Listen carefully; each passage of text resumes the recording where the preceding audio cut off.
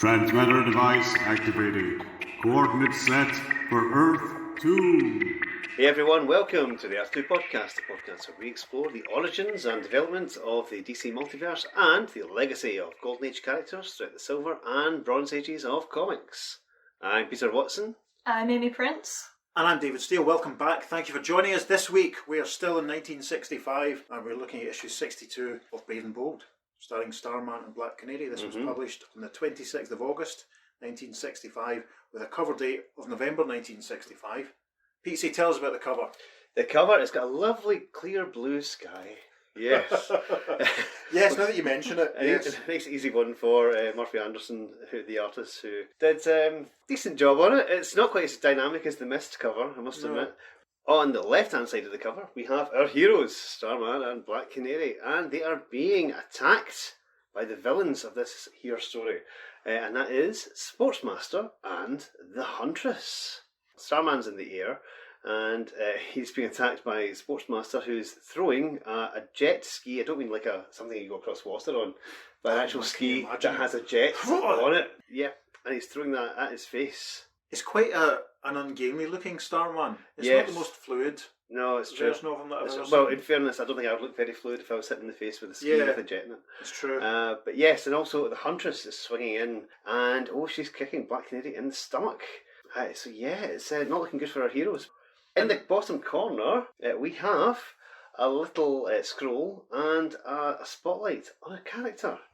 And it says, Special Superstar Comeback, Wildcat. Yeah.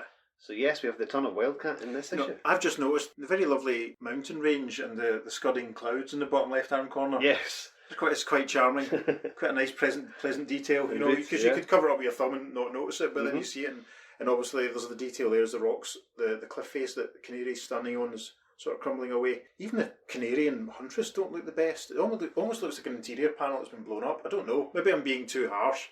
There's quite a lot of text on the cover of this one. There certainly is. Which has been the vogue recently. And it says, A sensational comic book first. The Sportsmaster and Huntress as Mr and Mrs Menace set sinister snares on their big superhero hunt. Mr and Mrs Menace. There you go. The Menaces, a lovely couple. Do they have a son called Dennis? Who can say? So yeah, we should. This is probably the best point to mention, the fact that this is Wildcat making his debut Silver Age appearance, isn't it? Yes, absolutely. Wildcat, who first appeared in Sensation Comics issue 1, same time as Mr Terrific, in a comic that was published in November 1941, and he appeared all the way through to issue 90, which is an epic run compared to some of the other folk. Yes. So issue 90 was published in April 1949, so that's outlasted quite a few of his contemporaries, and he's a character that's still used quite a lot to this day. He made 2 appearances in All-Star Comics, issue 24, which was the issue that Mr Terrific made a guest appearance, and then Wildcat was back in issue 27 as a full member of the JSA, and he appears in this issue of B&B, and he doesn't really go away. No, that's true. He's been one of the most enduring and one of the most visible Golden Age DC characters ever since, because he turns up in an awful lot of the JSA JLA team-ups quite consistently, and he's also featured quite strongly in All-Star Comics when that gets revived in the 70s. Yes. So we will see quite a bit of him going forward. And he's a favourite of Bob Haney's and Brave and Bold. That's right, yeah, we're going to see him in B&B, and also he's one of the few remaining Golden Age originals that still pops up in the Justice Society are used now. Obviously when JSA was revived in 1999, he was at the forefront with Alan Scott and Jay Garrick. It's nice that he's still as popular. I quite like Wildcat. Yeah. You know, it's a great idea. You know, he's a boxer who gets into some trouble and then, you know, meets a kid who tells him about Green Lantern, and that inspires him to take on the costume. And Pete's has a slight expression now that I've mentioned this. Because the kid tells him about Green Lantern, not from knowing Green Lantern, but from reading his comic. Yes. And then Ted thanks him. He says, that's a great idea. You can hide your identity by dressing up and becoming a costumed hero. And he thanks the kid by giving him $1. And the kid then says, gosh, now I can buy Flash comics too. Is this the first appearance of the multiverse in Sensation Comics 1? It's possible. Because as we know, what Peter is alluding to here, obviously, as we've said many times, is when Barry Allen first talks about Jay Garrick, he talks about having read him in Flash comics. This suggests the fact that Wildcat and this little boy are talking about Green Lantern and the Flash, as characters in comics. Does this mean that this Wildcat is on a different Earth? Could he be on Earth 1? We're going to meet a Wildcat and a few Brave and Bold and a few JSA, JLA stories, and there's going to be a lot of debate about what the heck's actually going on, but we'll get there. We don't want to get too far ahead of ourselves. But for the meantime, he's on Earth 2. Yes, let's just assume that comics were published on Earth 2 about some of the mystery men of the time. So yeah, this issue of Brave and Bold also brings back the Sportsmaster and the Huntress. They have a bit of a golden age pedigree as well. Sportsmaster first appeared in All American Comics issue 85, published in March 1947, with a cover date of May 47, and he reappeared in issue 28 of Green Lantern, issue 98 of All American, and issue 41 of All Star Comics. And the Huntress, now, deep breath, first appeared in issue 8 of Sensation Comics, which was published in June 47, dated August 47. She then appeared in issues 69, 71, 73, 75 and 76 of Sensation Comics. Every one of those a Wildcat story, so she probably deserves a place in Wildcat's Rogue. Wildcat's Rogue Gallery. And then she was also in issue 41 of All Star Comics, which is the case for the Patriotic Crimes, when both her and the Sportsmaster were members of the Injustice Society. Do we remember when we all first encountered Wildcat? Ames, when did you first meet Wildcat? Well, like I said last podcast session I was here, I don't really dabble in most of these kind of older comics, so I want to shamefully say the Brave and the Bold cartoon series was the first time I saw him, and the second time I saw him was in this comic I'm about to read. Yeah. I think the first time I saw him was probably on the cover of, remember when Young All Stars was launched, and I had that half dozen covers that had a central image and then individual superheroes all arranged around it. I think that was the first time I saw Wildcat. I can't consciously think the first story I properly read that he was in, because I think it was probably in the cover of an issue of Young All Stars. What about yourself? I think the first time I came across Wildcat was on the cover of an old issue of All Star Comics, number 72, where he was being attacked by the Thorn. But the thing is, this wasn't my comic. This was my friend Eric's comic. All right. And I was round at his house, and I was so jealous because I'd never seen a Justice Society of America comic ever. And I thought, oh my goodness, how did you get that? I've seen plenty of Justice League, but I hadn't seen anything titled Justice Society. I ignored the fact it said All Star Comics at the top because I was young. So as far as I was concerned, this is issue 72 of Justice Society of America, and I thought, where are the other 71 issues? Why have I never seen this? On the cover, you've got Flash, Power Girl and Alan Scott Green Lantern in the background, and you have the Thorn who's attacking Wildcat, who's pretty much the forefront of the cover, but his costume's been terribly ripped by one of the Thorns. So yeah, that's a great fun story from 1978. So, and again, as I said, I managed to read it while I was at Eric's. Right. But did you hatch a plan to maybe try and blag it, or to try and swap it for something else? No, I did offer a few things as a swap and member at the time. I can't remember what, but he was having none of it because he saw how much I wanted it. Well, actually, Huntress is in the shadows in the background as well. I hadn't noticed that. The Helena Wayne Huntress. Yes, and a different Huntress entirely. She's way in the future, so we don't want to muddy the waters too much, do we, at this point? So there we are. So as we move into the comic now, we have the traditional sort of opening splash image, and this features the Starman and Black Canary logos at the top, with Starman and Black Canary and Huntress and Sportsmaster all ranged up opposite each other, with a big T-shaped text box in the middle, which is a picture of Wildcat at the bottom, and the text in the box reads, "Many years have slipped since the notorious Sportsmaster, the all-round athlete who used his extraordinary skills to commit crimes, has ventured out on one of his spectacular forays. Now, with the equally infamous Huntress as his mate, in crime as well as in life, the sports ace makes a sensational comeback with loot and lawmen as the prize targets. Providing the competition are Starman and Black Canary, terrific teammates themselves who call upon their remarkable resources to challenge their rivals with skill for skill, trick for trick, and trap for trap in the Big Superhero Hunt." Guest star Wildcat. So yes, we have a little box saying Story Gardner Fox, art by Murphy Anderson. So, into the story. And the opening panel is a bunch of folks. They seem to be assessing some statues of athletes in action. And the caption tells us, "An artistry of genius has shaped the wax mannequins at the annual Sportsman's Show in Federal City. The great Greek boxer Milo stands beside Discobolus, and beyond them is the marathon runner Phepides." And the people in the crowd are admiring these wax mannequins, and a lady in the crowd says, "I never saw anything so real." And a man with a buzz cut says, "They're absolutely lifelike." And then in the next panel, one of the waxen statues has started to move, and the caption says, Lifelike, how true, for even as admiring eyes stare upward at the discus thrower carved by Myron, the waxen image stirs. and we see the wax starting to crack around, rather awkwardly around the crotch area of the statue, and one of the arms is moving and the wax is cracking, and a different lady in the crowd says, Oh, it's starting to move. and a different man with a little bit more hair says, Let's get out of here. and in the next panel, the wax is all fallen off and a figure stands revealed. The caption says, Discobolus stands erect. The wax of his arms and legs, chest and torso cracks wide open to reveal a fisherman-garbed figure.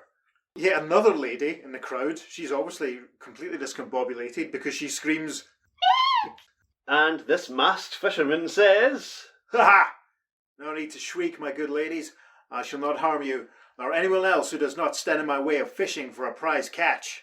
The caption for the next panel says, Outward flies a trout lure toward the famous Parker Trophy, awarded to the outstanding athlete of the year. The trout rod bends and the reel whizzes. And the figure, let's just call him the Sportsmaster, because that's who he is. yeah. And the Sportsmaster says, Observe my perfect cast, folks. If you weren't so frightened, I'm sure you'd be applauding it. And we see that he's indeed flicking out the line from his fishing rod. There's a cup on a plinth in the background behind the crowd. The line is flipping out behind the crowd. That's obviously his target, for indeed the caption for the next panel says, A hook snatches up the Parker Trophy. In response to the strong tug of the angler, the cup flies upward and across the room. and a wide panel shows the cup flying through the air as someone in the audience says, Why doesn't someone stop him? What's happened to the guards? So we now move to the top of page 3. The caption says, A powerful hand tightens on the prize cup. Another hand sends the fly darting outward like the tongue of an asp. And the Sportsmaster has turned to one of the statues and is casting his rod at him, and he says, Stop me if you can. I welcome it. It'll give zest to my theft. And he thinks, since I made all these wax figures here, I was able to gimmick them to serve my purposes. Caption for the next panel says, Touched by the flying trout lure, the wax tennis figure falls apart, and the room is promptly blasted with flying tennis balls. and sure enough, yeah, the statue splits down the middle and there are dozens of tennis balls flying out. The people in the crowd are all scattering, and one gentleman says, Watch out! These things are hard! They can knock you out! caption for the next panel says, As the guards race in, the fly rod bends again. and this is another really good panel. We can see in the background the Sportsmaster casting his line. There's another statue in front, and he's saying, Ha ha! I haven't had so much fun since Green Lantern and I used to tangle in our frantic battles, and I'm still full of the old mustard. And there's an editor's note at the bottom saying, sports slang for fighting spirits. There you go, that's what old mustard means. Excellent. So yeah, there's some guards and stuff running into the room at this point, as we say. And the next panel caption says, Another statue cracks wide open, and now the room becomes a deadly bowling alley as... and the guards are trying to dodge bowling balls, which is obviously what the other statue that he was just casting a line towards was containing. And yet another spectator says and observes, Not even the special operatives from the Larry Lance Detective Agency can stop that guy. with a change of scenery now in the caption for the next panel says, Meanwhile, unaware of the goings-on in the room above them, the director of the Sportsman's Show is dining with Mrs. Larry Lance. and indeed we see Dinah Lance in a rather stunningly attractive backless deep red dress, maybe it's almost burgundy actually, and Dinah sat at the table with Mr. Benson, who's the director of the Sportsman Show, and Dinah is saying, Larry was wrapped up in an urgent case, Mr. Benson, so he asked for me to fill in for him. and Mr. Benson says, I assure you, Mrs. Lance, I'm more than satisfied with the substitution. turn the page to page 4, and the caption says, When they leisurely make their way to the show floor, and Mr. Benson and Dinah have made their way downstairs and they see the havoc and the commotion that's going on. The Sportsmaster still standing in his dais and he's shrugging off his fisherman's gear. And Mr. Benson says, I never enjoyed a dinner so much, and look, that fisherman has the Parker Trophy. and Dinah says, He was a fisherman. the caption for the next panel, out of one sports costume into another, instead of trout boots, the Sportsmaster switches to jet skis. and as the Sportsmaster, he now has the cup hooked to his belt as he's putting his skis on. Dinah continues, Now he's a skier. and Mr. Benson says, Mrs. Lance, your men were hired to protect the Parker Trophy. You're in charge here. What are you going to do about it? and the caption for the next panel says, Those jet skis erupt with power that carries the athletic arch-criminal upwards toward a high window. And as he speeds off, jets up into the air, the Sportsmaster is thinking, I'm the only costume villain who masquerades in a uniform to suit the occasion. Here's where I take off in an uphill slalom. And Dinah is thinking, I'll do something all right, but not as Dinah Drake Lance. In a deserted lounge room of the Great Show Palace, she swiftly changes her garments with the ease of long practice. And as Dinah is in the process of getting changed, she is thinking, Now I'm all set to go as a black canary. Continued on second page following, so we have a Palisades amusement park advert and a model making thingy, and then top of page 5. Not far away, on his magnificent estate in Federal City, business tycoon and amateur astronomer Ted Starman Knight is surveying his recently completed gardens. It's a lovely panel with a great Murphy Anderson moon dominating the landscape. We see Ted in a tuxedo looking very smart, standing at the bottom of a sort of little staircase looking out over his gardens. We can see an observatory in the distance, some trees. It's lovely, it's very peaceful. And Ted is thinking, another of my pet hobbies fulfilled, to set up models of the great astronomical observatories of the world on my estate in settings appropriate to their location. Gee whiz, Ted must have had more money than sense at this point. Here are scale duplicates of the observatory at Jaipur, India, Herschel's telescope, and the massive dome of Mount Palomar. Yep, and we see all these models, which obviously means that the observatory we saw in the first panel of this page was the Mount Palomar one, so that's quite interesting. So, Federal City. Has Federal City been mentioned before? Not that I'm aware of, No, me neither. So, we're waiting for the Opal. We're not going to get it, but we're waiting for Opal City. Anyway, we move to the bottom sequence of 3 panels at the bottom of page 5. The caption for the first one says, He pauses in his walk of inspection, and a slow smile creases his lips. So Ted is walking alongside another one of his models. We can see the full moon again, and he's thinking, and the prize model of them all, a full-size reproduction of the Pekin Observatory, which I shall use for my own astronomical research. We cut to a very moody close-up, almost side close-up of Ted in the next panel. The caption says, Suddenly in the dark night, a voice cries out, Help! I'm trapped! Oh! And Ted says, what in blazes? How did anyone get into Pekin Observatory? Caption for the next panel. He leaps forward right into a maze of interlocking corridors and high walls. We see Ted sprinting along and he's thinking, the Chinese built this observatory in the form of a maze. It's so complicated, I haven't learned my way about it yet. Well, I know how to lick that difficulty. We move to top of page 6. Next moment, his powerful hands throw off his evening garb to reveal the scarlet costume of Starman. Fantastic. And we see Ted, his suit is on the ground, he's discarding his shirt and he stands there now in his full Starman regalia and he thinks, if there's one thing I've learned in my double identity life, it's to be ready for Starman action at any time. Tremendous. The next panel shows him flying off. The caption says, his cosmic rod glows with the immense powers of the stars. From those distant suns he draws the energies of which he is the master. And as Ted flies up now over the maze, again we see the moon in the background, it's charming. Starman thinks to himself, as Starman, I'm not earthbound. I can leap above these maze-like walls and locate the source of that cry. Indeed, so for the caption for the next panel, he hurtles downwards towards a barred cage at the heart of the great observatory, catching sight of the crumpled form of a costumed figure. And as Starman flies down towards the cage, he thinks, good gosh, that distress call came from Wildcat, a one-time member of the Justice Society of America. And indeed we see Wildcat in the foreground of the panel, face down, obviously unconscious, looks like he's on a bed of straw. He drops toward the inert figure in the jungle cage, unaware that he in turn is being watched by a beautiful woman, crouched like the hunting tigress she resembles. The hunting tigress, that's very interesting, isn't it? Yes. In Young All-Stars, which is obviously after Crisis on Infinite Earth, it was revealed that Huntress used to be a slightly dodgy heroine called Tigress, right, before she turned to a life of crime, and she sported a very similar costume. Yeah, and I think the change in name from Huntress to Tigress was probably because the Helena Wayne Huntress character had been introduced and was more identifiable to DC readers as a hero, probably, yes, wasn't absolutely, it? That was the main reason. Uh-huh. So the Huntress is hiding behind this wall as Starman drops down in front of the cage where Wildcat is unconscious, and the Huntress is thinking, Starman, I never expected him to show up when I set out to capture my longtime nemesis, Wildcat. But now I'm glad he did. The Huntress will have 2 superheroes to add to her collection.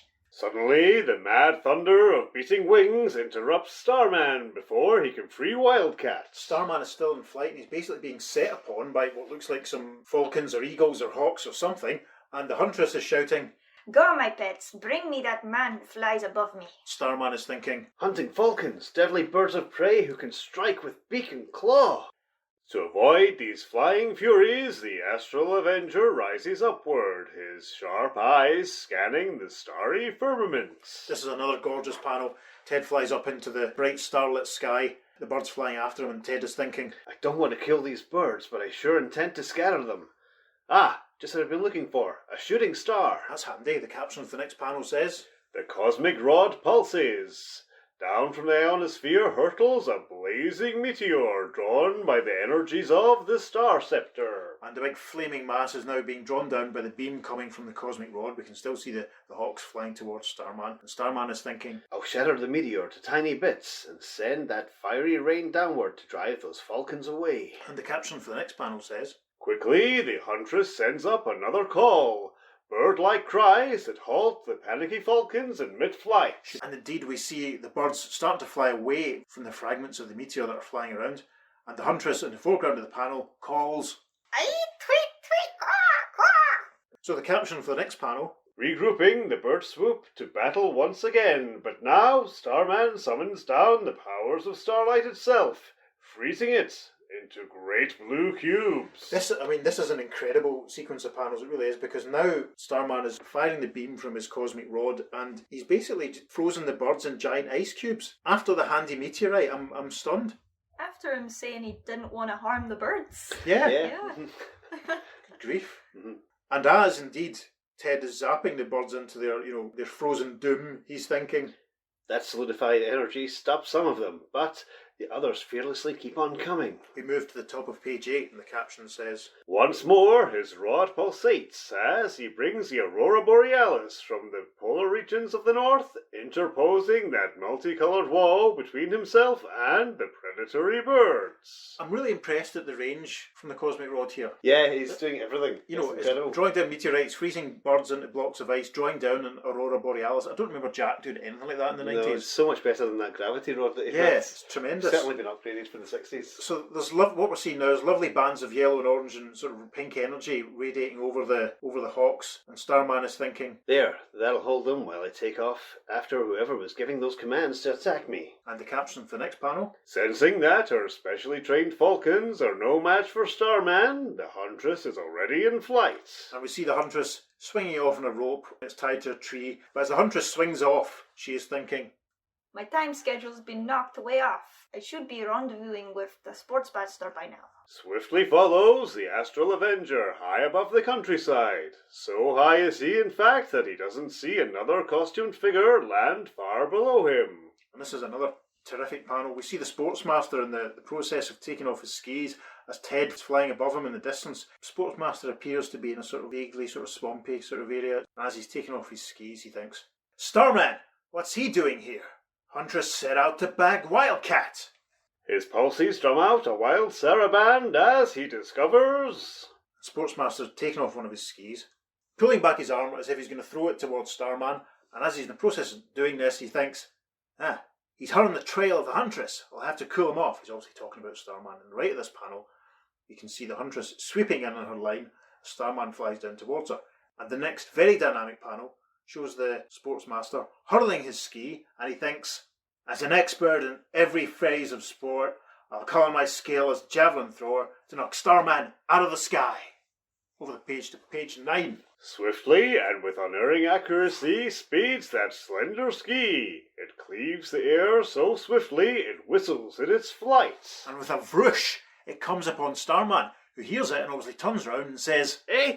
And then in the next panel, the caption says, The Rod Ranger turns, but too late to avoid the explosive impact of the ski missile. and with a wham, the ski collides with Starman's head, and he makes a very unfortunate expression. He's obviously been knocked out. The caption for the next panel says, A witness to that aerial attack is Black Canary as she vaults from her high-powered racing car. and this panel shows Canary leaping out of her car because she obviously followed Sportsmaster to get there, and in the background, against the moon, we see Starman falling down the ski behind him. Canary leaps out of the car and she thinks, Starman! Ski slammed!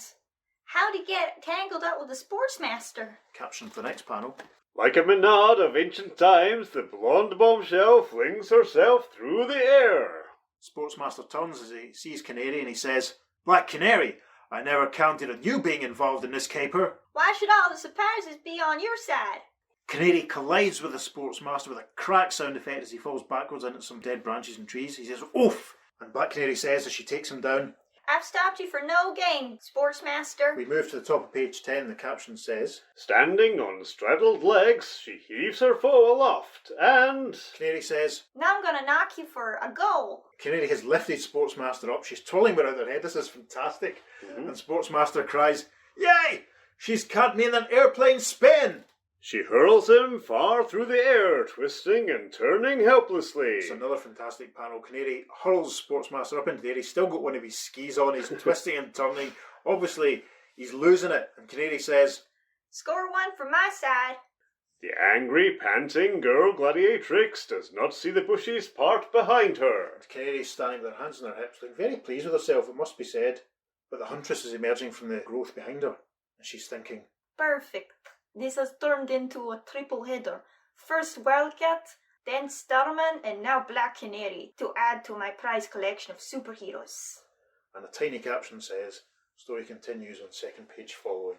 And before we go on, I just want to say, when Starman gets hit by one of the skis from Sportsmaster, it does look like the front cover when he's getting hit in the face yes. with Very- Sportsmaster. yep. Yep. Absolutely, very much. Right in that moment. I mean, I wonder if the cover's maybe just sort of representative rather than...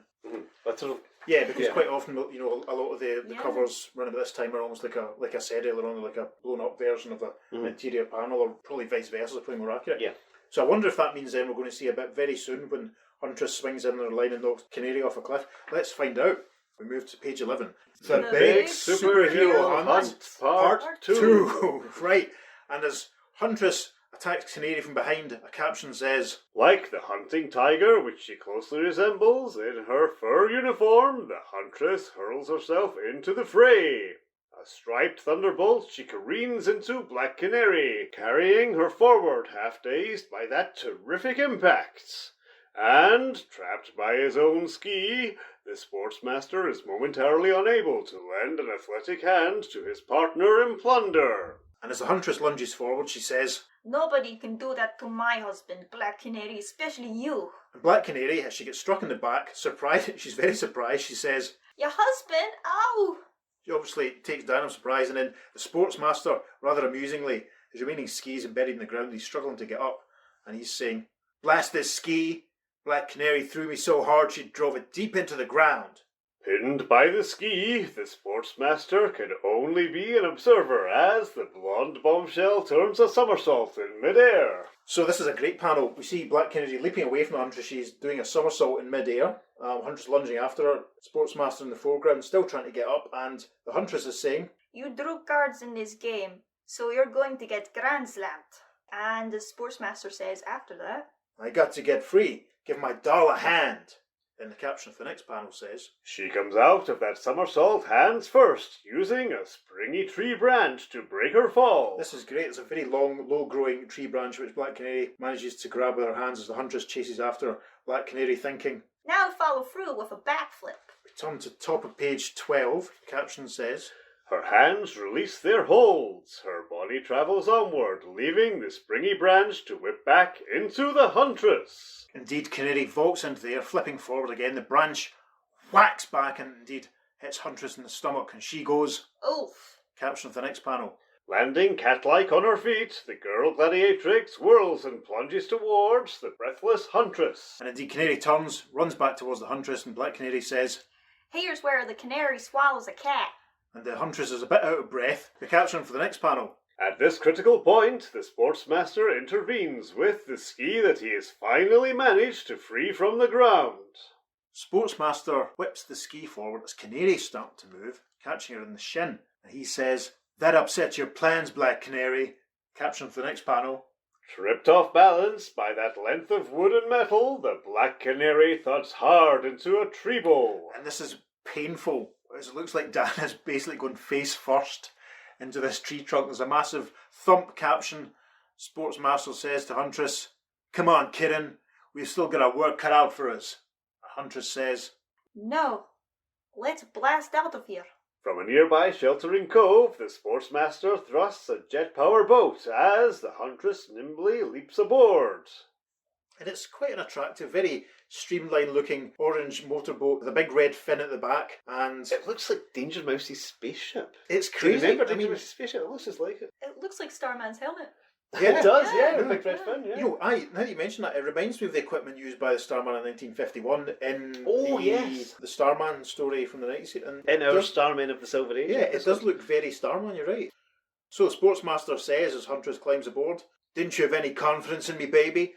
I could have handled Black Canary." And Huntress says as she climbs aboard, Maybe you could, but don't forget Starman. He might have come too and joined the fight, and we weren't prepared for that.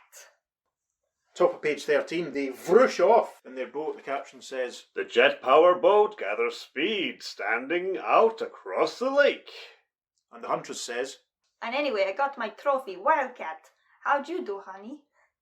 "Have a look at the Parker Trophy." The next panel, again, we should really mention again, there's another moon in this Yes. panel with it. Murphy loves his moon. Murphy does love his moons, Yeah. doesn't he? It's always a full moon in a Murphy Anderson. Yeah. We had two Crime only moons. happens, in a couple of days a month Yeah. in Murphy Anderson I wonder, stories. I wonder if this is simultaneous to the events of Showcase 55. Maybe it's the Can you same imagine? full moon. Can you imagine? Terrific. So the next panel shows Sportsmaster and the Huntress all snuggled up in the cockpit of their boat as they're speeding along.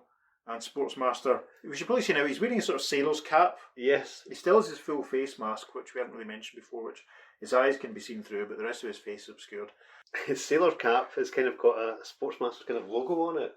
It seems to have sort of, is that a hockey stick It's on it? It's really not very clear in Yeah. my original copy, It's a hockey unfortunately. stick and maybe a lacrosse stick or something like that. It looks like certainly sporting equipment makes a kind of cross on his logo. So Sportsmaster's taken off his purple fencing jacket now, and he's wearing a white shirt. He must have been sweating low. He must have had a really good deodorant, I hope. Let's considering. think about this. So he's got his shirt on. On top of that, he had the fencing padded jacket, and then on top of that, he had the fisherman's outfit, and then who knows how long he was standing inside the wax as the statue.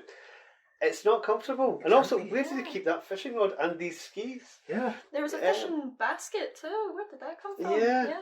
He must have great levels of endurance, for want of a better way of putting it. A master of dimensional transcendentalism Yeah. as well. Yes. So they're snuggled up in the cockpit of the boat, and he says, "It sure was a great day for us both, and we got hitched up. It's a perfect partnership. I planned the spectacular capers." And I catch the costume heroes who try to interfere. Now I've nabbed the Wildcat. I'm going to round up Starman and Black Canary for my superhero menagerie. The next panel, again, it's quite romantic almost as the boat speeds Yeah. along in this still lake or whatever it is with the moon above them. And Sportsmaster continues, "That sounds sweet to me, sugar. And I'm gunning for another special sports award. The prize golf bag of that rich old eccentric Moneybags Morrison." Okay, but first we have to gather up Wildcat. I left him caged on the United State, where I lured him by letting him think it was to be robbed. We have a slow dissolve then, and the caption for this panel says, At this moment, Starman stirs to find a vision of blonde loveliness bent above him. Starman's looking up at Black Canary, and he says, Black Canary, I asked myself earlier what you're doing here. Now I'm asking you. And I've been down to find out your connection with the Sportsmaster and the Huntress. Their stories are soon told. Then Starman's cosmic rod pulses as... and again silhouetted by the moon, Starman and Black Canary take off. Starman says, First thing we've got to do is get back and free Wildcat. Here, hold on. Canary takes his hand, and she says, It's been good to be in action again with you so soon after our first team up against the Mist. and the little editor's note reminds us of Mastermind of Menaces in the previous issue of Brave and the Bold, and indeed our earlier episode. So, slow dissolve on at the bottom of page 13, and the caption says, But when they arrive at the Pekin Observatory... the cage that Wildcat was in is empty. Starman says, He's gone, and not voluntarily, I bet. We have no way of finding out where they might have taken him. Or do we? It just occurred to me. And me too, Starman. Sportsmaster skis. He left them behind when he escaped with the Huntress. over to the top of page 14. All night long, beside the lake, two grim figures crouch, ignoring the wind whistling through the underbrush, intent only on the skis of their sports foe. Starman is kneeling down. Black Canary is sitting on a log that's been felled. The moon is again in the background. The skis can be seen lying there, Starman says. Sportsmaster was too intent on escape to grab up his skis. And Canary says, He values them too much to abandon them. He'll be coming back for them. Then, at dawn, the skis stir and suddenly take off into the air. And we see the two skis indeed flying up into the sky. Canary says, Sportsmaster's bringing the skis to him. By remote control. Starman says, Where they go, we go, Black Canary. It's handout time again. Hold on. Like homing pigeons, the jet skis streak toward a heavily wooded area. This is a great panel because Starman must be strong as heck, or maybe the cosmic rod is moving at a great speed because Canary looks very graceful. Basically, her left hand is in Starman's right hand. He's projecting them forward with the cosmic rod in his left. And it just looks like they're just flying along so easily. Yeah. Yeah, it kind of looks like a Peter Pan and Wendy, if you think about it. Absolutely, it's brilliant. And indeed, it's like Superman and Lois and Superman. Yeah, it's iconic. So in the foreground of the panel, the skis are flying downwards. They're obviously reaching their destination. And Canary says, They're dropping down, but no sign of any hideout. Starman says, It might be a clever camouflage job. and indeed the caption for the next panel says, Sure enough, when they drop lower, they see a great chalet nestled in among a stand of towering trees hidden from overhead discovery. and Starman Black Canary. This is gorgeous, actually. It's very well rendered by Murphy. It's beautiful. We can see the big house. It's much more than a chalet. There's lots of trees. It's beside some water because we can see the reflection of the house. The house actually looks pretty similar to the Miss House from The last session, yeah. I suppose, it could have been designed by the same architect who I will specialised. evil lair. Yes. I am the evil lair architect. Specialised in villains' hideouts. Yes, I want that house, but with a green roof. Starman says, No sign of our quarry either. If I know them, they're probably on their way to another crime. But first, let's see if we can find Wildcat. slow dissolve. They're obviously inside the building now. And Starman and Black Canary descending a staircase. Ted is using the cosmic rod to light the way. The caption says, A quick search leads to a vast cellar where... a big row of cages, and in the far we can see a selection of animals. That looks like a kangaroo. Could that be a giant pig? Could that be a gorilla? There's some kind of big cat in one of them. And indeed, there's another big cat in one of the cages, and it's Wildcat, and he says, Black Canary, Starman, wouldn't you know, my first case after coming out of retirement, and I not only botched the job, but I wound up a prisoner of the Huntress. Caption at the top of page 15 says, Gripping the bars of the cage, the two crime fighters release the lock and lift the door of Wildcat's cell. So the Huntress keeps all sorts of wild animals down here. Lucky they're behind bars. And Wildcat says, I overheard her say she's planning on adding you and Starman to her collection too. But as the cell door is raised, the bars of the other cages are automatically raised as well. Oh, no, they didn't think that through. So we see we get a better look now at the occupants of their cages from left to right. There's a polar bear, there's a black panther by the looks of it, there's a gorilla, indeed a kangaroo, and it's a wild boar. And Canary says, That Huntress is a cutie. She gimmicked her cages so that if Wildcat freed himself, the wild animals would be released too. and Wildcat continues, Dooming Wildcat.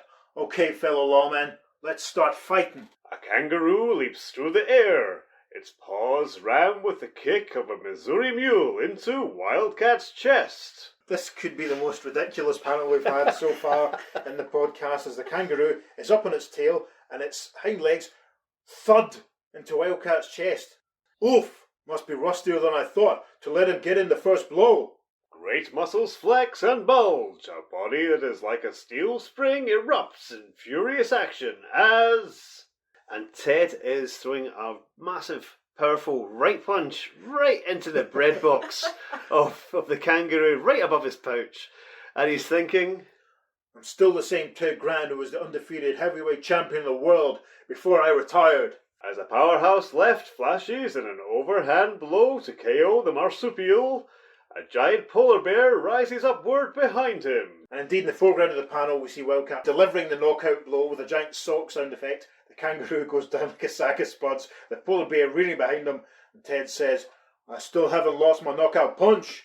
We move to the top of page 16. From behind, a great white furred paw slams into Wildcat. With a massive growl, we see the polar bear strike, taking Ted down, who says, "Oomph! I'll show that arty beast I'm still able to take a punch." Without taking account, the ex-champ zooms back at his opponents. And we see Wildcat throwing a powerful left hook right into the kisser of the polar bear. And he says, "Brother Bear, you're a sucker for a left." And that's terrific, because look at the expression on that polar bear. he wasn't expecting that. It was downright. Meanwhile, Starman has been rammed into the bars of a cell by the leap of a great black panther. Indeed, the panther's pounced on Starman. He falls back against the cage. Starman thinks, Got to cosmic rod him away from me. caption for the next panel, From the cosmic rays that travel everywhere, he summons anti-gravitic power to lift the screeching feline high into the air. and Ted is now kneeling. He's firing his cosmic rod, and he's got the panther trapped in a bubble. He's lifting it up off the ground. Indeed, that's tremendous. And Starman says, Up you go, fella. and then the caption for the next panel says, As the panther crashes hard into the stone ceiling, a wild-eyed tusker thunders from the shadows. I feel sorry for the panther because there's a massive thump. We see it battering off the ceiling. Indeed, cruelty to animals. And the boar is entering stage left, hurtling towards Starman, who says, That boar thinks he has a clear shot at me. and the caption for the next panel, Drawing an errant moonbeam through a barred window, the Rod Ranger converts it into a cage before the onrushing animal. now hang on. Right, for a start, I'm still laughing at the Road Ranger. Drawing an errant moonbeam. Right, the panel shows a little sort of line coming in the window, striking the cosmic rod, and then there's some more energy coming from the cosmic rod, and it's obvious that Ted has now used this energy via the cosmic rod to generate a cage which has trapped the boar. And frankly, I think that's pushing it.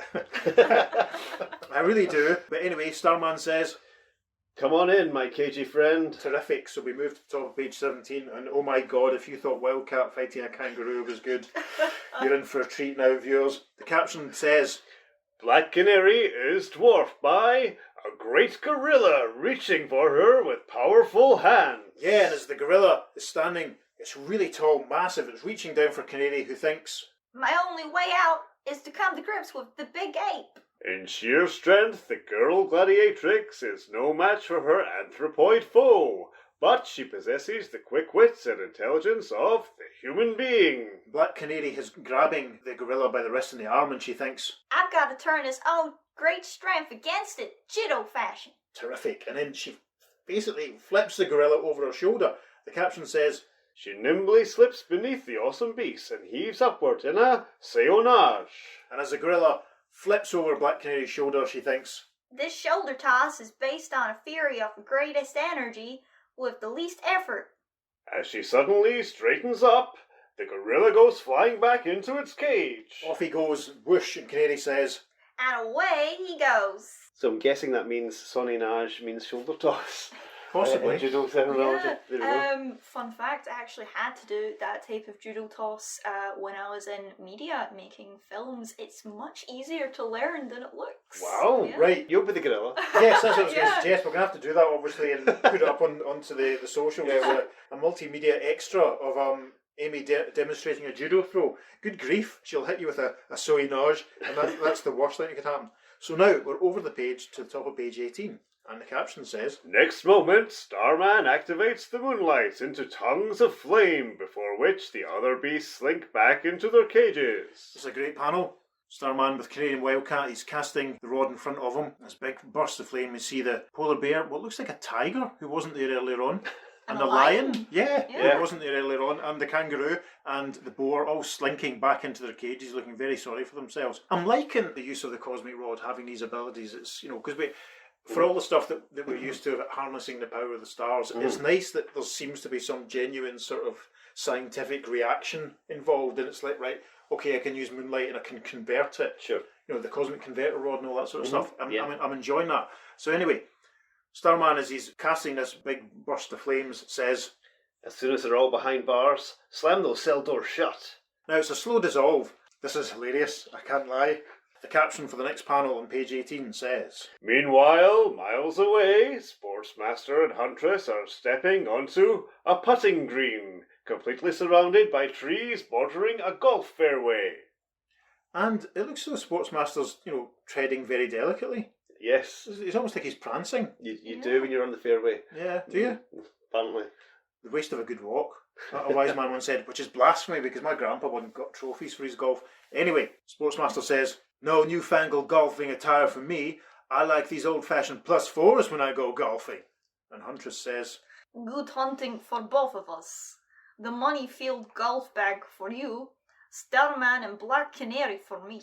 As the athletic arch-criminal trips a secret switch in the putting green, it rises into the air. do you think those two crime busters will show up here to try and capture us? Of course, husband dear. We planned it that way. Let's just talk about how surreal it is to show this putting green lifting up into the air. You know, but in our preparation for this, we admitted to each other we thought this was a little pedestrian compared to the previous issue of Brave and Bold and some of the other stuff we've done recently. But come on, you know, it's very bonkers. Yeah, they're fighting animals and there's flying putting greens. That's new. I've not had that before. So anyway, this chapter winds up with a close-up panel of the Huntress as she says, By now they would followed your skis to the chalet in attempt to free Wildcat. They'll have been delayed by my trained animals. After that, Wildcat would have tipped them off where we've gone, which I conveniently led them over here. Once I captured them, it'll be a snap to recapture Wildcat. and caption says, story continues on the 4th page following. Now it's worth pointing out that the bottom third of story page 18 is rounded out with an advert for issue 40 of Green Lantern, which we've covered comparatively recently in the podcast. And there's an issue of the Flash. Now the printing isn't very clear. Pete, which one's that? That's 156. Thank you, Pete. Tremendous. Right, so the opposite page is a subscription advert. There's a text page after that. There's an advert for some magnets and model ships. And then we are into The Big Superhero Hunt, Part 3. And the page is dominated by a very large panel of Sportsmaster and Huntress on their flying... Putting green. Yes, they're flying putting green. Fantastic. And the caption says... Upward across the fairways of the Federal City Country Club soars that marvel of aerial locomotion, the Sportsmaster's flying putting green. Oh my goodness.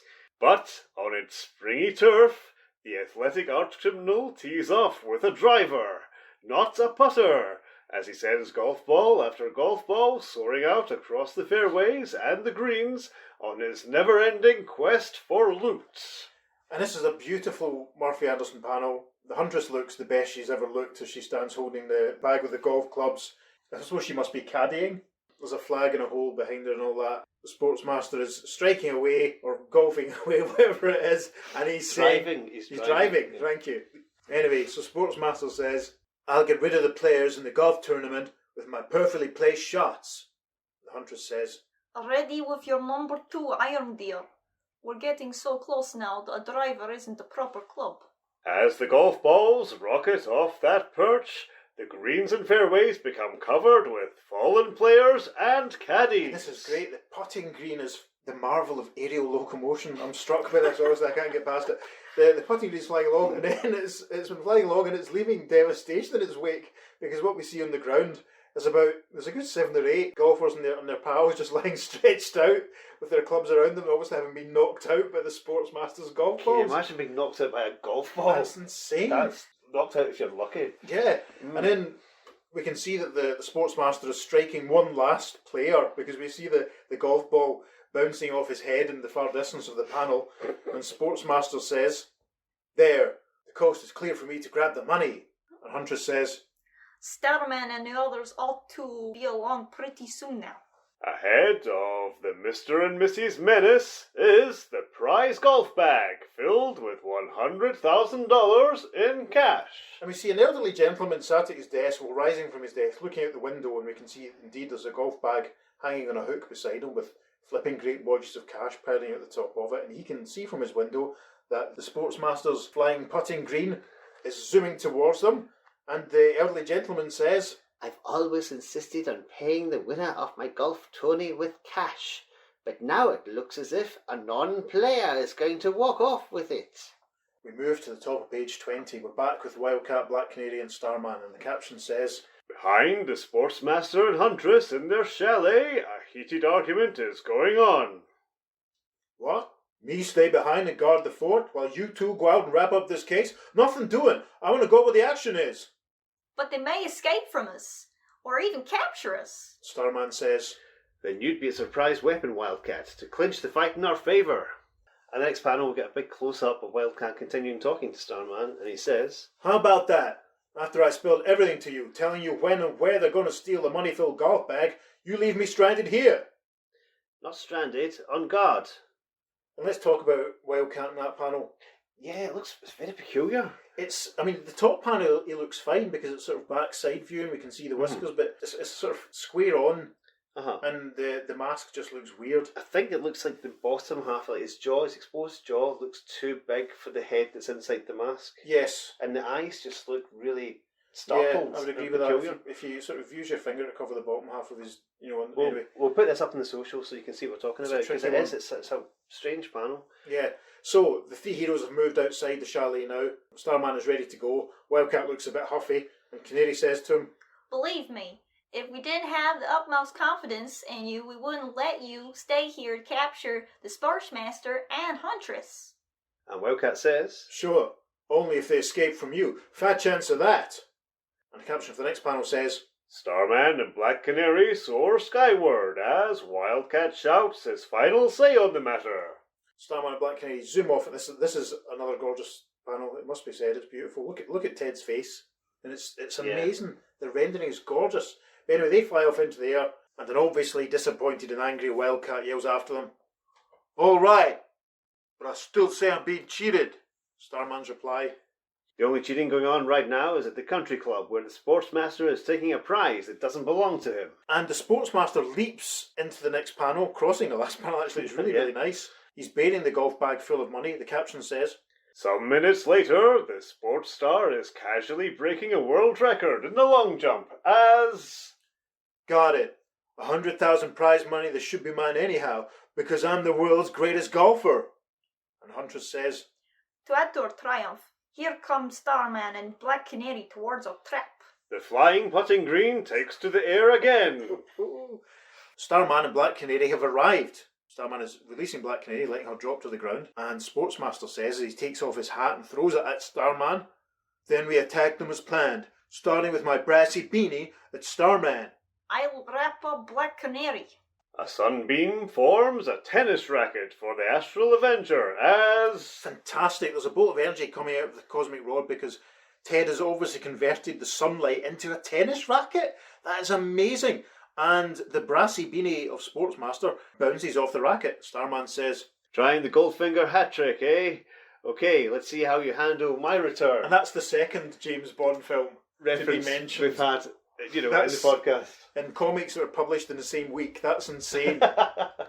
Isn't it? That's crazy. Well, Living Daylights wasn't a contemporary James Bond Yeah, movie. but it's a coincidence, because issue 40 of Green Lantern and B&B 62 were published in the same week. We would have released them alphabetically, but our scheduling was against us, so that's why GL 40 came out first. And there's a panel in that where Alan Scott takes down Hal Jordan, the possessed Alan Scott, we should say, takes down Hal Jordan and talks about having knocked the living daylights out of him. Yes. And in this one, we've got a mention of Goldfinger. That's outstanding. And of course, we had the mention of Goldfinger in the letters page of that issue that dealt with Superman and his three super enemies. Remind me. It's the one where, remember, it was one of the, I can't remember which one of the gods had the Midas power, but they haven't actually used it. Of course, yeah, because And- we talked about how it was odd that these gods had all these powers that we didn't really associate with them previously. I remember that part, yeah. And it mentioned that one of them had a Midas power, but then someone called out in the letters page saying, why was this not used? You said you had a Midas power, why did it not work? And the cheeky editor said, well, he'd lent his Midas power to Goldfinger. Amazing.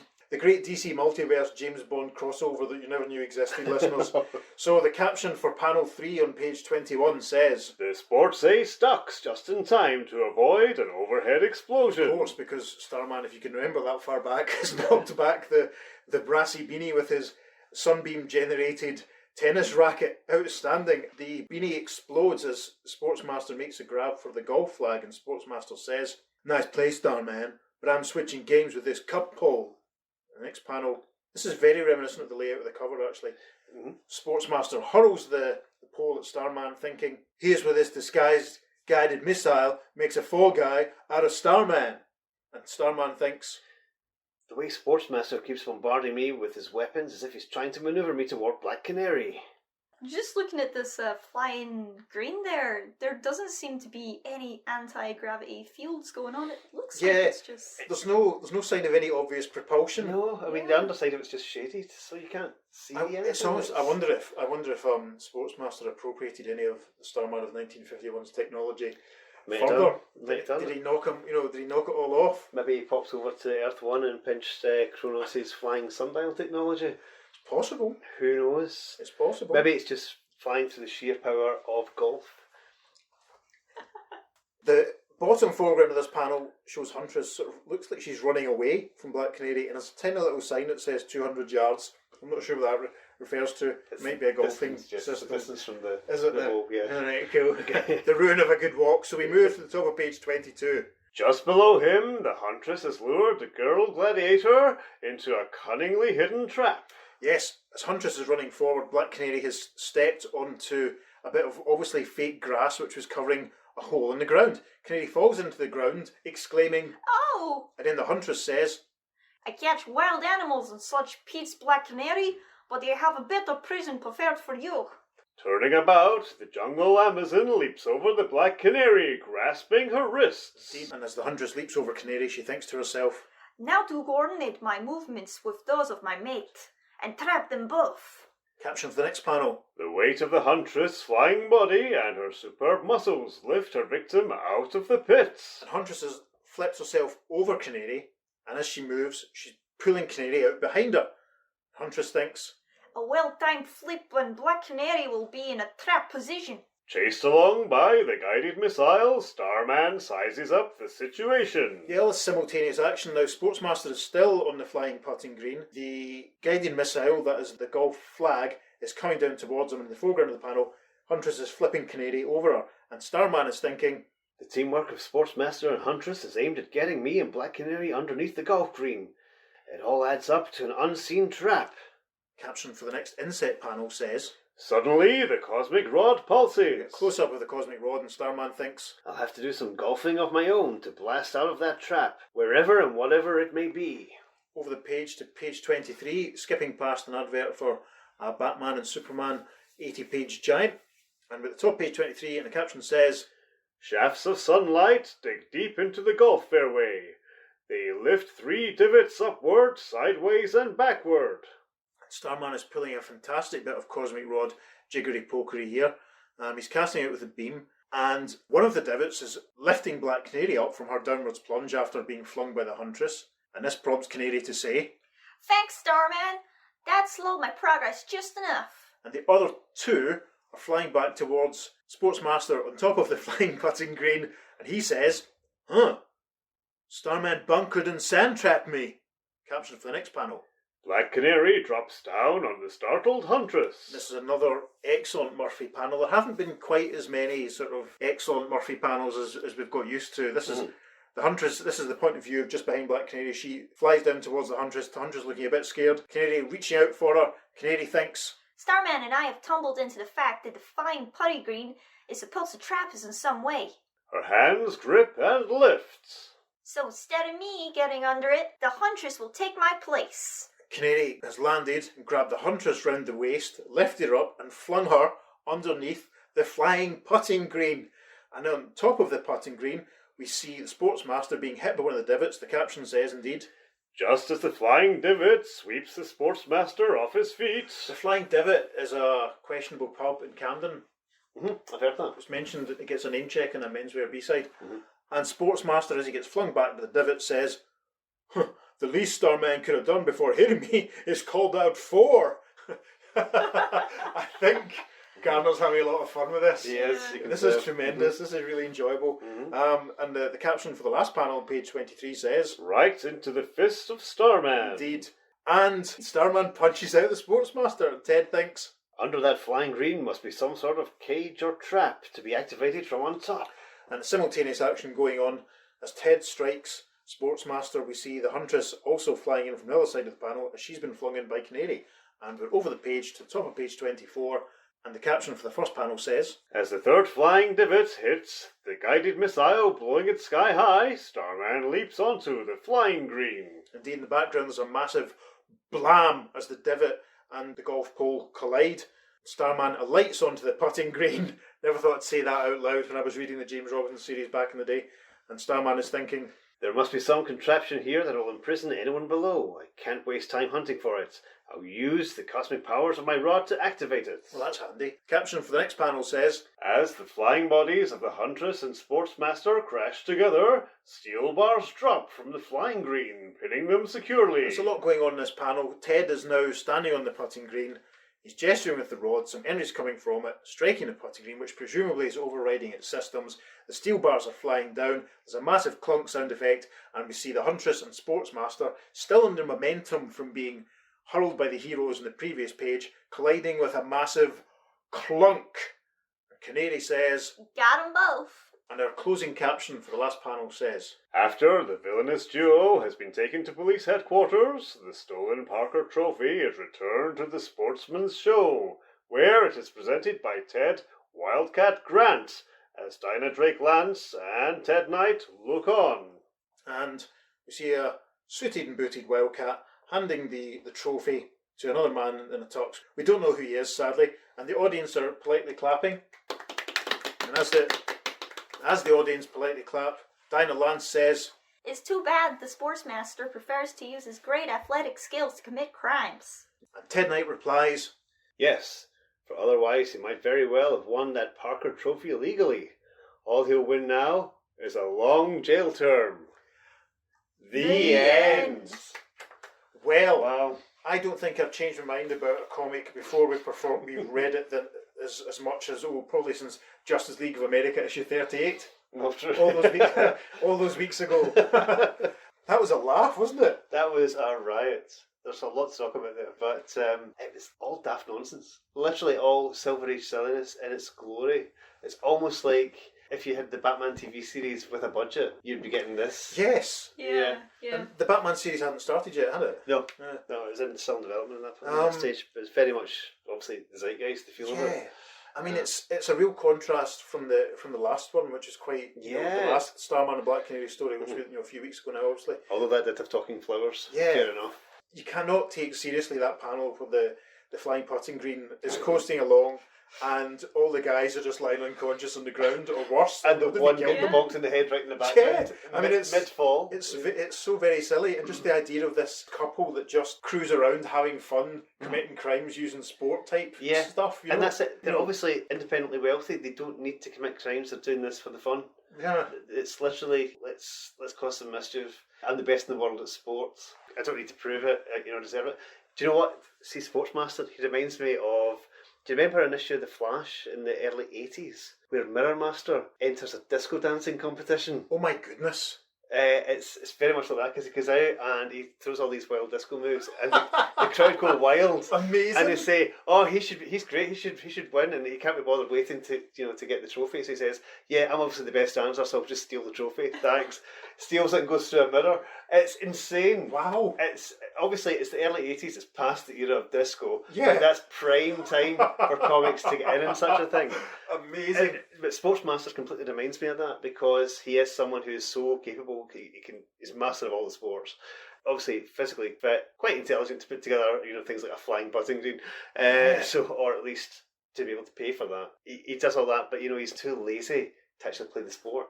He just goes out and does a wee bit of whatever he wants for the action and adventure. I wonder if he's like Mr. Terrific in that way, that he has the natural just sort of affinity and the ability just to do any kind of sporting type thing. That's an excellent comparison. I wonder if they were fought. They probably didn't. That would have made an excellent issue. Yeah, that's what we should have had in Blooming All-Star Squadron. We should have Mr. Terrific versus the Sportsmaster. That would have been incredible. Basically competing against each other. That would have been terrific, wouldn't it? It doesn't look like he's just good at sport. He did make wax figures that they said were very lifelike. He's good at arts and crafts. Oh, He yeah. must be, yeah. He is another man of 1,000 talents. He said he made them. He didn't say he paid for someone to make them. So yeah. Interesting. And he made Fascinating. them trapped with bowling balls and tennis. How did he get the wax on himself when he was in there? IDK girl gif. He was already wearing, about 8 layers at the And time. had a fishing rod. Yeah, and stuck his fishing rod somewhere. It's baffling. But yes, he is not someone to be messed with. He's not just a guy with a baseball bat as you normally think of. Sportsmaster. Yeah. One thing I want to mention quickly is superhero versus a gorilla is quite common. So not quite a trope, but gorillas did pop up on. I'm amazed it's not on the cover. Yeah, exactly. They should have been all three of them fighting the animals. I mean, there's not a quote from someone that said, one of the editors from the time, that said something like, if they put flames or gorillas or diamonds on a cover, it would always sell better. So the ideal cover would have been a combination of all three. I think that might have been Julie Schwartz. There's so many, because I can think of issues of Strange Adventures with gorillas with wings, and there's a gorilla witch and gorillas in court.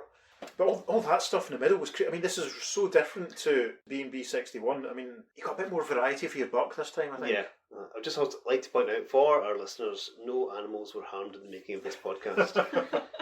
Sadly, there's no reader reaction for this story. We don't have a letters page referring to this, so we can't tell you what people were thinking of at the time. Obviously, this is the second and final team up with Starman and Black Canary, but they do pair up in a future Justice League, Justice Society crossover way in the future in the 80s, which also is a semi-sequel to the JLA 3738. Yes. When the Earth One Johnny Thunder, spoilers, returns. And of course, the Starman and Black Canary relationship, again, also referred to, as we mentioned before, in the James Robinson, Tony Harris Starman. Yes. When it was not even suggested, when we were told that, their relationship developed. There you Leave go. it at that. Okay. Yes.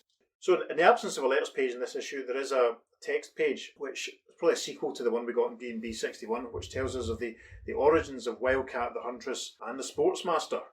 Right, so this might actually recap some of the stuff that we said earlier on, but not to worry. When his son Ted was born, Henry Grant resolved that the boy would be developed into a superb physical specimen. Ted was coached in all sports from infancy, but he particularly excelled in boxing. Ted wanted to study medicine, but this hope died when his parents passed away. His father had not been very provident, and the money from his insurance barely covered his debts. One day, while looking for work, Ted Grant spotted a hold-up in progress and waded into the two crooks with both fists. With the element of surprise on his side, he easily beat the hoodlums and discovered he had rescued Soccer Smith, heavyweight champion of the world. Smith gave him a job as his sparring partner, and Ted quickly proved so skilled with his fists that Soccer's managers signed him as a pro. Soon Ted had worked his way up to become the top-ranked contender for Smith's title. The managers figured that if Ted won the crown, they could make plenty of money in a rematch. So to make sure he did win, they drugged Soccer. However, they accidentally administered an overdose, and Smith fell dead in the ring. Ted was the number one suspect in the killing. Hearing a boy talk about the costumed crime-fighting career of his hero, the original Green Lantern, inspired Ted to adopt the identity of Wildcat in order to clear his name and bring his friends' killers to justice. How he did this was told in the very first Wildcat story, which appeared in Sensation Comics number 1, January 1942. In the following issue, Ted Grant fought for and won the title vacated by the death of Soccer Smith. He also resumed his anti-crime crusade as Wildcat, appearing in the first 90 issues of Sensation, the last being the June 1949 issue. That's obviously cover dates. Wildcat worked twice with the Justice Society of America. The first occasion was after Starman and the Spectre had left the active membership roles of that illustrious organisation. Wildcat and Mr Terrific filled in briefly in All-Star Comics number 24, until Green Lantern and the Flash, who had for some time been inactive honorary members, returned to the active roster. Later on, Wildcat substituted for the Atom, a place in the world, in All-Star Comics number 27. And that's drawing a very neat veil over the disagreements between All-American and National that were taking place at that point. Wildcat battled many villains during his career, but none more formidable than the Huntress. This is basically what I was saying at the start, isn't it? He first met her in Sensation number 68. A mysterious person called the Masked Marvel had challenged Wildcat to a boxing match. Imagine his chagrin when he discovered his opponent was a woman. Of course, he could not hit her, and while he tried to find a way out of this dilemma, he was plunged into a worse one. As the arena lights went out and he was slugged, he woke up in the Huntress's private zoo. Her idea of sport was to hunt law enforcement officials. However, her career was abruptly ended, for a while at least, when Wildcat escaped from his cage and trapped her. She soon pulled an escape of her own and returned to battle her nemesis again, one of many such battles. That's interesting. That kind of alludes to what we saw over in this story. Mm-hmm. She caught him and trapped him and all that sort of stuff. Yeah, it's about the hunt. Yeah. So, yeah. Sportsmaster's about the sport, Huntress is about the hunt. Fantastic. All the clues were there. And now let's look at another villain. Crusher Croc was a superb athlete, but he didn't know the meaning of fair play. Well, wow. Coincidence. That is absolutely, making a reference to yes. Mr Terrific's catchphrase and credo. Yeah. Eventually, his foul tactics got him barred from sports. The embittered Croc turned criminal, but found stiff opposition in the form of the original Green Lantern. Crusher was apparently killed and buried, but he had only faked his death and was soon back as the Sportsmaster. Crusher's first duel with the Emerald Crusader appeared in All-American Comics number 85. He became the Sportsmaster in Green Lantern number 28 and was back for a third contest in All-American number 98. The Sportsmaster and the Huntress met when they were both invited to join the Wizard's new Injustice Society, his earlier organisation having been broken up by the members of the Justice Society. Also included in this criminal combine were the Icicle, the Fiddler and the Harlequin. However, there was one traitor in the group. The Harlequin was secretly a police undercover agent, whose villainous pose even fooled Green Lantern. Although the Injustice Society managed to defeat all the regular JSA members, the Harlequin contacted Black Canary, and the two costume girls smashed the plots of the Wizard and his criminal cohorts. It was this adventure that won for Black Canary a membership in the Justice Society of America, where she fought evildoers alongside Green Lantern, the Flash, Hawkman, Dr. Midnight, the Atom and Wonder Woman. That's the case of the patriotic crimes from All-Star number 41. More than one life had been changed by this case, though. The Huntress and the Sportsmaster had fallen in love and decided, when they got out of prison, to make their team up permanent. So it is that they appear in this magazine for the first time as Mr and Mrs Menace. If you have a table reservation, oh, who's it for, sir? Mr and Mrs Menace. Oh, that's fine. Just walk this way. If you walk that way, wouldn't be coming to your restaurant. I'm stunned at the fact that, literally, when Pete and I were talking about this the other day before we recorded it, we described it as a bit pedestrian. Because we're obviously just did a quick casual flick through before we recorded but it. But when you relive it, it's when just when you go through bonkers. it, it's crazy. I mean, there's some gorgeous Murphy Anderson artwork, not quite as many jaw-dropping panels as we've become used to, but when you read back through, I mean, it's very fluid. Yeah. It's obviously all happening very quickly, probably faster than we could tell it. The storytelling's phenomenal as ever, and there are always some great set pieces, and he does love that full moon. Yeah. The final fight scene there was absolutely tremendous. He was using different perspectives for some of the panels, and it was gorgeous. It really was. And then, of course, the animal fight, mental. Can you imagine being Murphy Anderson sitting in your house and get through the post, Gardner's script, you open it up, you go, right, animals, okay, that's fine. Over the page, flying skis, that's fine. We've got secret hideout. Flying putting, wait, hang on, what did I miss? Flying putting green? What? Yeah. Do any of us know anyone who's a member of a golf club?